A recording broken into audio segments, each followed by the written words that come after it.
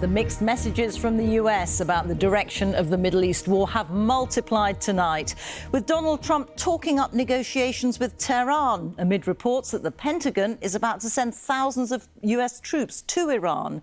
Mr. Trump, speaking in the Oval Office, didn't address troop deployment, but he claimed that talks are happening right now and that Iran had agreed to abandon its nuclear program. The Iranians yesterday denied that any such talks were taking place. Hostilities in the region have continued, with Israel and Iran both carrying out strikes, and Bahrain suffering one of its worst days of the war as an Iranian missile struck a military base. With a closer look at another turbulent day, here's our international editor, Jeremy Bowen. In Tehran, rescue workers from the Red Crescent are at full stretch.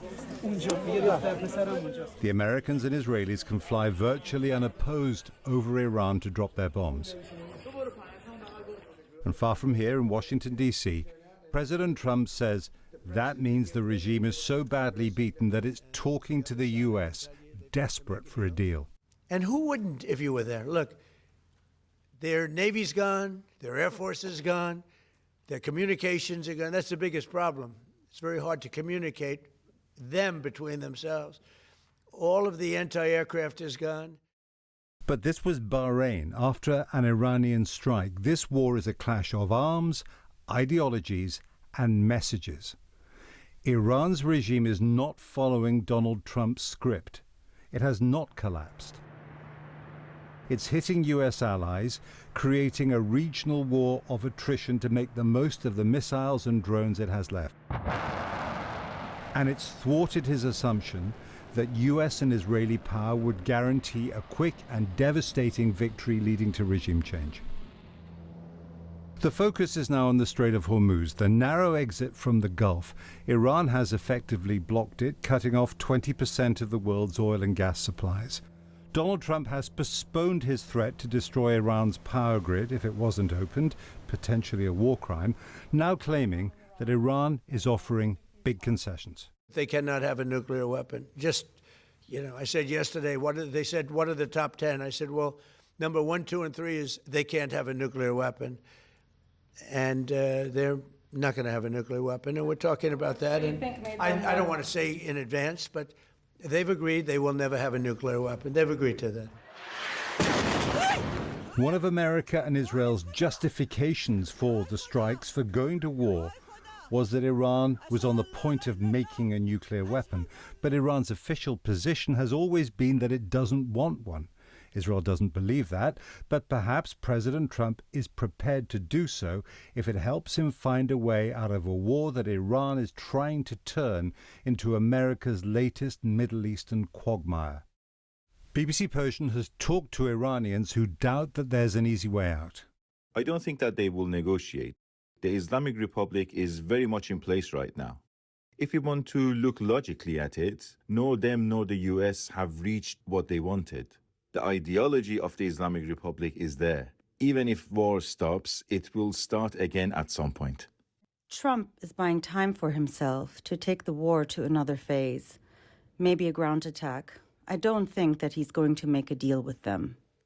And this is the USS Tripoli, leading the first of 2 U.S. Marine expeditionary units heading for the Gulf. Alongside talk of a deal, the U.S. is sending reinforcements.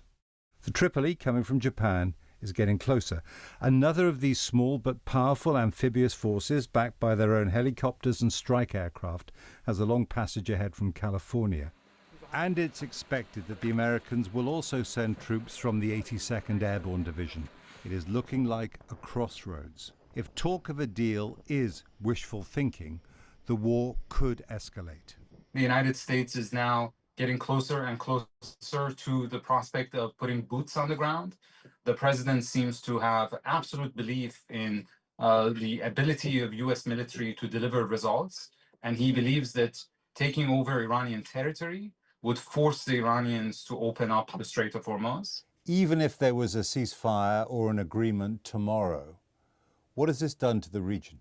This is an absolute catastrophe for the region, and it might come to haunt the U.S. and Israel for years to come. This was Tyre in South Lebanon, An Israeli offensive against Iran's ally, Hezbollah, is intensifying. Israel has no desire to stop, believing it can finish off its most bitter enemy, Iran's Islamic Republic. And for all America's firepower, its president went to war without a defined objective or a clear exit strategy. Now, as he tries to find one, Donald Trump risks deepening the strategic confusion that Iran's regime is using, not just to survive, but to try to dictate the way this war ends. Jeremy Bowen, BBC News. Let's go straight to the White House now and to our North America correspondent, Helena Humphrey. Helena, we're hearing such contradictory things. Where do things stand tonight? Indeed. Well, President Trump was characteristically confident speaking in the Oval Office. He said that negotiations with Iran were already underway. He said that the Iranians wanted a deal and they wanted one badly, despite the fact that previously Tehran had said that no such conversations were taking place. And speaking in the White House, President Trump repeated his previous claim that Iran had agreed to never develop a nuclear weapon. And he also said that there was a big prize destined for the United States related to oil and gas, although he didn't spell out exactly what that was.